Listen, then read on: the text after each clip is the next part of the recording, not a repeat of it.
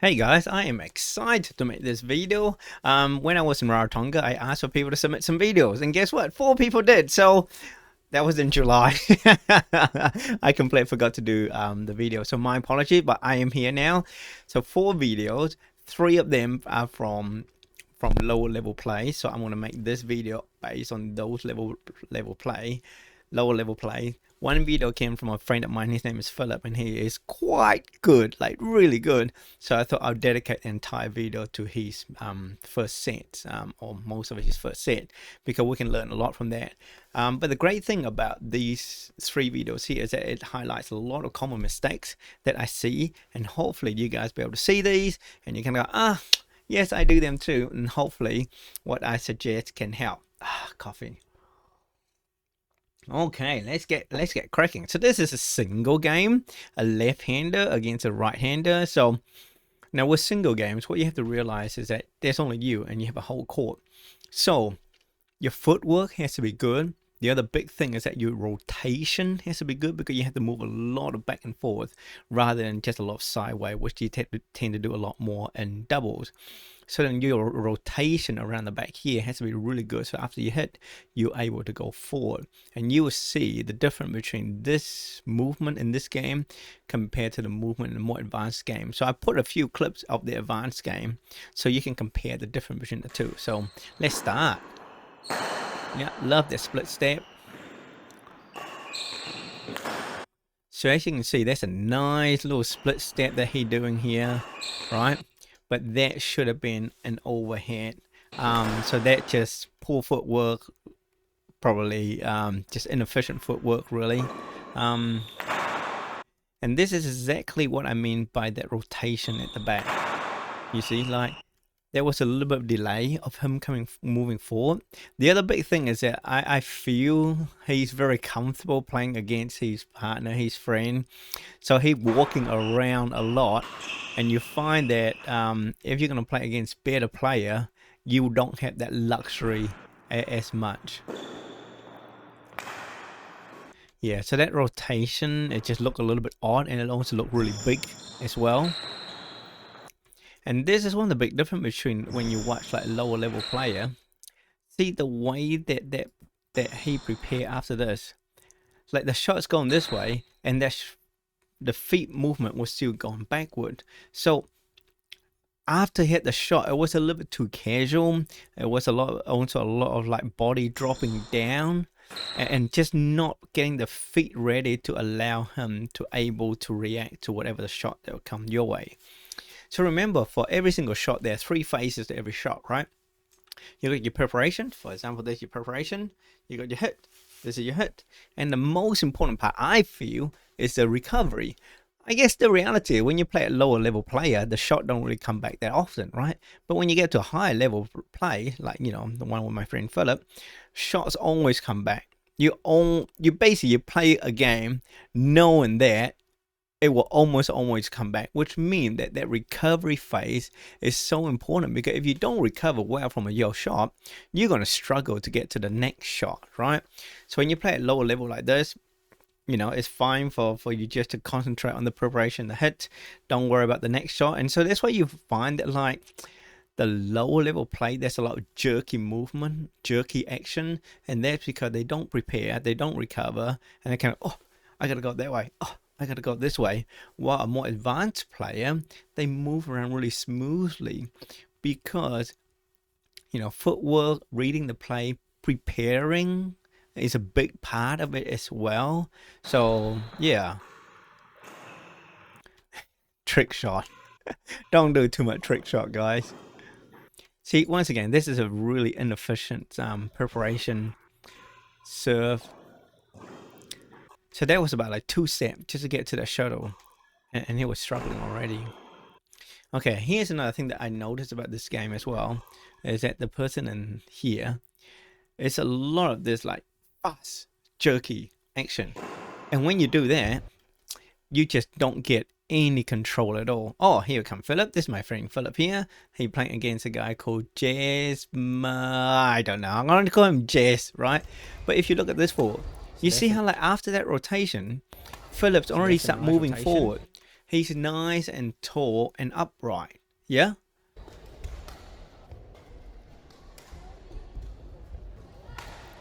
And you find that like these guys are, when you play against them, you feel that they're really, really fast, but at the same time, you don't feel like they are running around a lot, right? So this is where beautiful footwork comes in. And a big part of the beautiful footwork is your preparation. You have to have good preparation.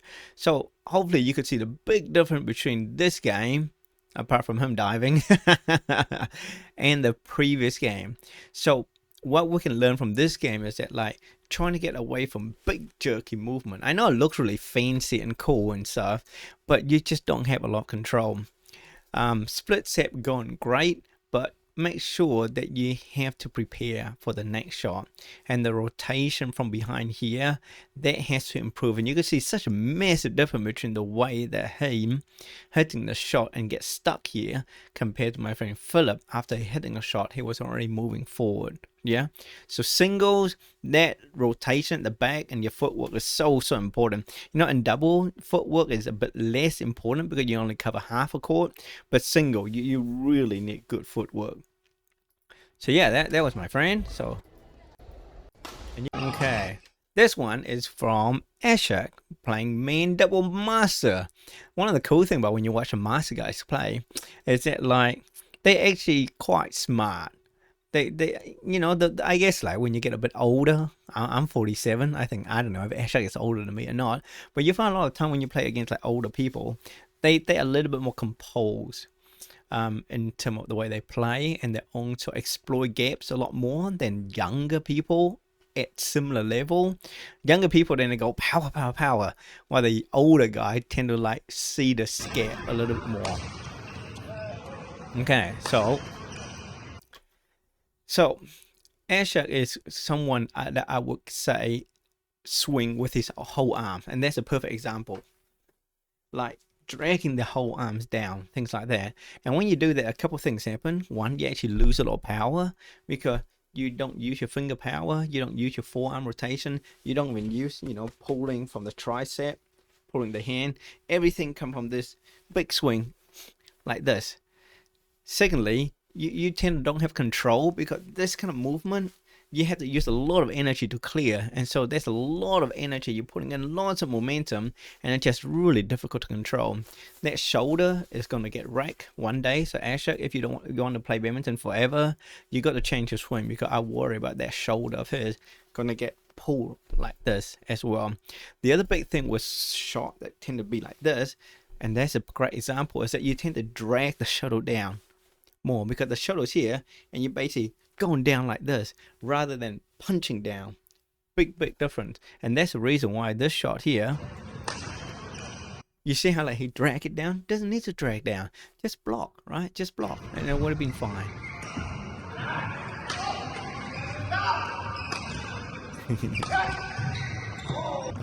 Good job. So there's a couple of things that Ashok could definitely improve.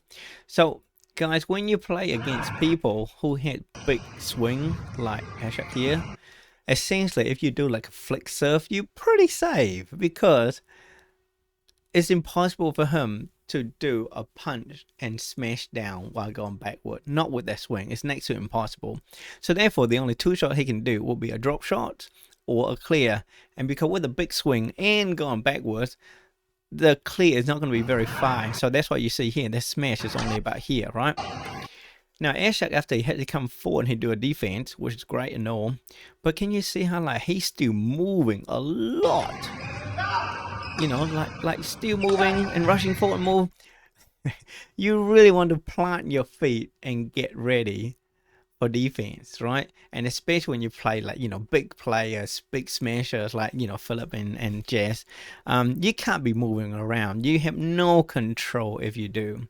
The other thing that I noticed as well is that Ashok is like defending a little bit on with his V grip or the panhandle. This way you see the wrist kind of like this kind of angle, because if you're in the thumb grip, then the hand should be like this and you just squeeze, right? Wherever you're in the forehand grip, you tend to be like this, so you kind of a lot of wrist flicky movement. Essentially, very little control, tend to flop a lot, and you're gonna hurt your wrist also. So yeah, so that actually was very lucky winning that point. So as you can see, you know, that's a sign of a big swing. So I love the setup, you know, nice and high, that front arm nice and high elbow, but then you're basically dragging this whole hand down. At the point of contact, I want to see something. Do you see how the elbow's down here when the point of contact? And that's one of the big thing about like swinging your whole arm as well. Because if you, this is my right hand, if you swing like this, you're able to drive the hand upwards and hits up here.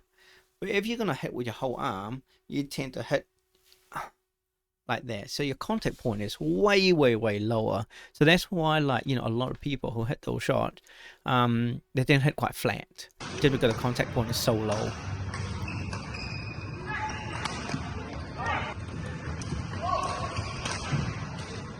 Yeah, nice setup. Okay, so there is something I want to share with you guys here. In a game of double, you really want to control. What do you think you want to control the most in a game of double? What do you guys think? Typically, you want to control the height. Whoever has a height tend to have the attack, right? So when you play, you want someone to able to control the net, but by controlling the net, you're able to get the lift. And when you get the lift, that's when you hold the advantage. You can do drop shot, you can do smash, you can do all sorts of things. But the last thing you want to do is hit an easy clear back and essentially give away the control, which is exactly what happened in this rally. So, you know, like, there is no pressure at all coming across. There's no pressure. So the front court person is probably kind of go, okay, we should be okay. We're smashing and stuff. And suddenly they come clear. And now, instead of attacking, because of that shot, suddenly now they have to defend with just a flick of a moment like that. So when you have the advantage, you have to figure out how to keep on maintain the advantage for as long as you can. You know, for me, there are times where I will clear. That would be when I'm in the severe pressure, and I rather clear and trust my defense. Or if I see the opponent start shifting forward, then I do a punch clear, knowing that if the punch clear is good enough quality, the next shot come back will be a lower quality and I will be in a much position to kill the net. But don't give away the height control just easy like that. So Ashok partner is quite smart. A lot of time when you play at level like this, if you hit to the people backhand, pretty much the next shot comeback is quite weak, and you just basically just hang around the front and waiting for the kill, really.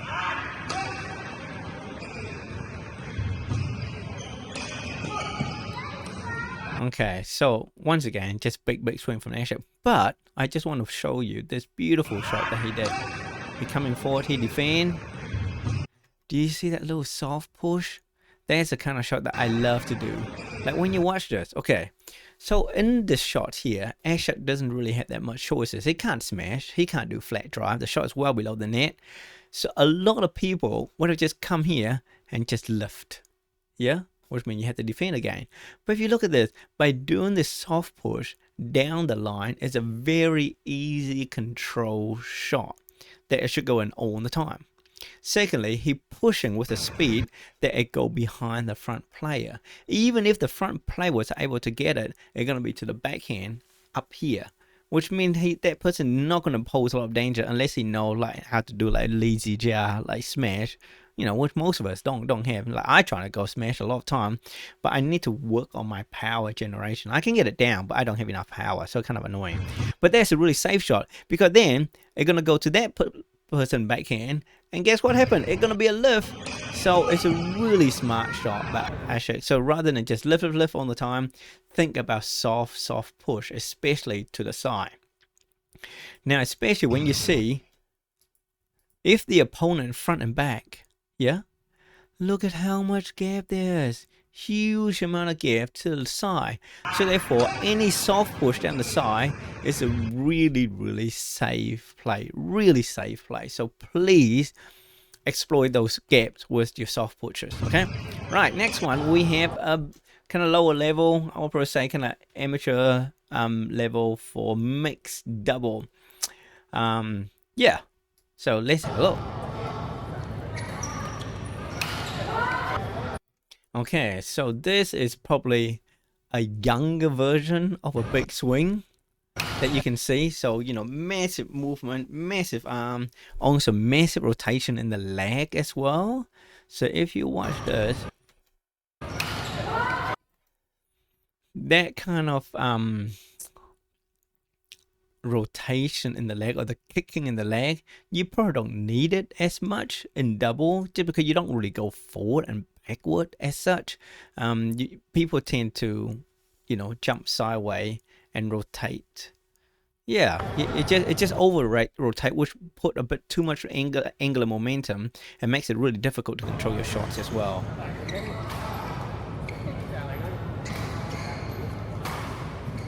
Okay, so there's quite a few things to unpack to help you guys here. Okay.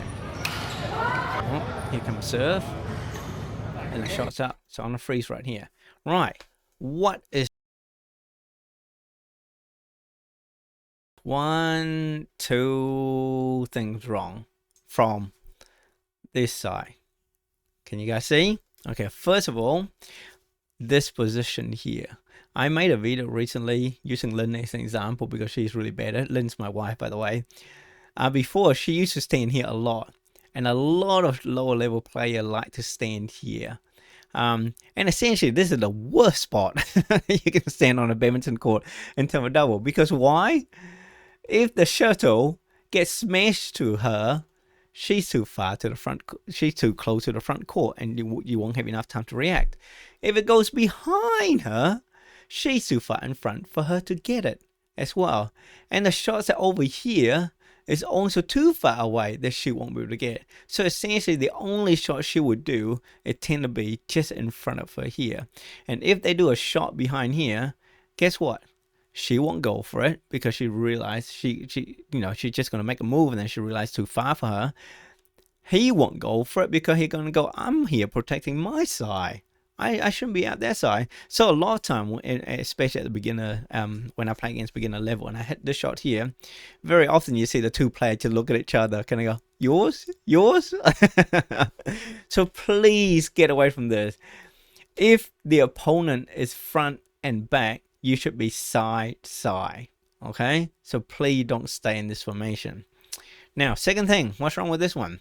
If you can watch here, the shuttle's on the way to this side of the court, yeah? Look at this massive gap between him and the sideline. So, I mean, this is a lower level game, so there's no way that smash is going to come down to here. But when you play against a really good player, you have to protect the tram line. And basically, all four players should be moving left and right depending where the shuttle is. You just can't stay in the middle, right? So in this particular case, he should have been about here. And she should have been about here to get ready for that smash, right? So the other big thing as a backcourt player is that you always have to be aware of where the female player is, so then you can cover that player. So in this particular case, the female player rushed forward, right? And in honesty, that's actually the correct thing to do. You want to rush forward, so then that person can go, oh, I don't want to hit the net shot because she's rushing forward. So then she had to do a pushback. Then the back person can then control the game from the back here. But as you can see, he is just purely focused on that shuttle and that's hitting. So he wasn't aware of where she was. He wasn't aware that he didn't have to move to cover. And so when the shuttle come, he had to rush that shot all the way down here to the backhand, and it has to be a lift. So as a backcourt player, you have to be a lot more proactive at readjust your position so that you can cover, right? So if I was in that game, I would have stepped across here and I would have hit a soft block way higher, right? Rather than being rushed down here. And that being rushed down here had nothing to do with the quality of the shot, but it's more about lack of preparation and understanding about position. So I hope that makes sense. Good shot.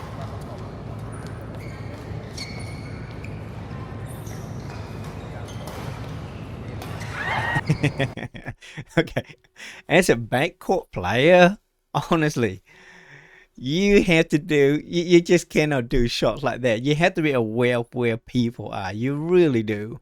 But there's a few things that we could learn from this rally. So I'm gonna go back, see what you guys can learn. So okay, so here comes a little soft push, which is fine. This is a typical of, I guess, when you do big swing, and especially looks like here kind of in a semi panhandle. When you play in that kind of style, you can only unload your power when the shuttle is in front of you. When the shuttle behind you or to the side of you, you find that it's very difficult to generate power. So then you basically have to do a soft push, but that's fine. See, this is nice. He did a soft push and he started moving into the middle already, getting ready for it. So I love how like the lady at the front, she'll hit the cross court and she start moving to prepare already, right? Which is great, It just, you know, just lack of skill to do better shot, but all the preparation, all that anticipation is great. So this is when it's really important, especially as a backcourt player, because as a backcourt player, you have more time. You actually have more vision of what is going on with the game. I guess it's just like, you know, like I used to play inline hockey, so that's ice hockey on rollerblade, and I used to be a goalie. So as a goalie, you know, you're right at the back, you see everything. And I guess that's when, if you have a good goalie tend to communicate a lot with the team, yelling out instruction to the team, because the goalie can see a lot of things that players can't see, right? So as a backcourt player, you have to be aware of what the shuttle, where the shuttle is, and also where the opponents are as well, because then you know what to do with the shot when the shots come, right? So this was just a lack of awareness of those two opponents, and basically you just give them that smash.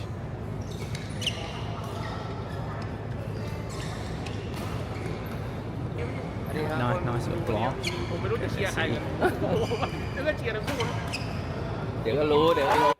I really like this push, this one right here.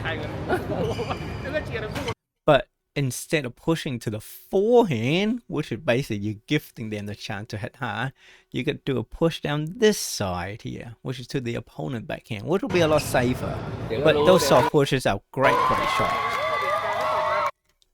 And this is one of the cool things I love about badminton. You know, like you can have so much fun at whatever level you're doing, and you can still make competitive at whatever level you're playing, right? It's just such a cool sport. Really is such a cool sport. Okay, this is a shot that I wanted to explain to you a little bit. Okay. So, you know, in terms of technique, beautiful lunge, beautiful upright, nice little squeeze, but went out. So the question is, why did it go out? And this is quite an important question for you to ask yourself as well. So as you can see here, there's actually a huge gap to this side. Secondly, when you play mixed double, right, you tend to try to, you know, hit to the weaker player, which tend to be the female, especially at the lower level players. So that would have been a more sensible shot down here. So what he has trying to do, he's trying to go, okay, I'm going to try to push him to the back. But because the person is already, you know, look like halfway back to the court, that means now you're putting pressure on yourself to hit a really deep clear. So then essentially he pushed it too far, and there's a kind of shot that you kind of go, you're taking on the risk for a shot that's not going to put too much pressure on the opponent. So it's really important you have to analyze, you know, do this like risk analysis every time you hit a shot. That's what I do anyway.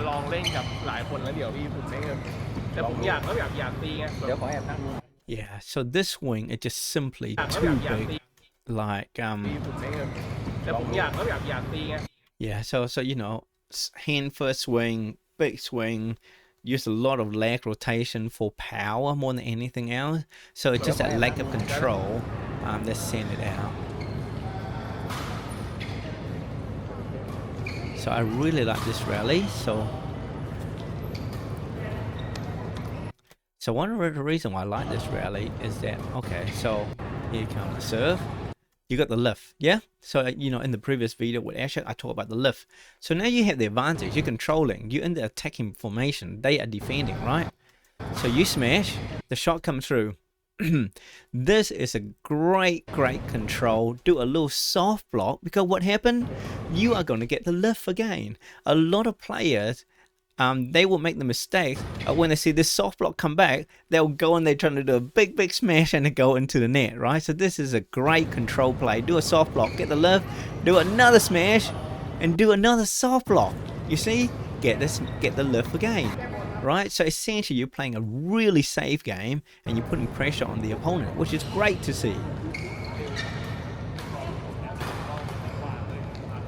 Okay, so this will be the last rally. So once again, that's a really smart play. But before I go into the smart play, this formation of front back, you basically hardly see that when you get to a more high level, because technically when one formation is front and back, they are taking. So the other side should be side by side.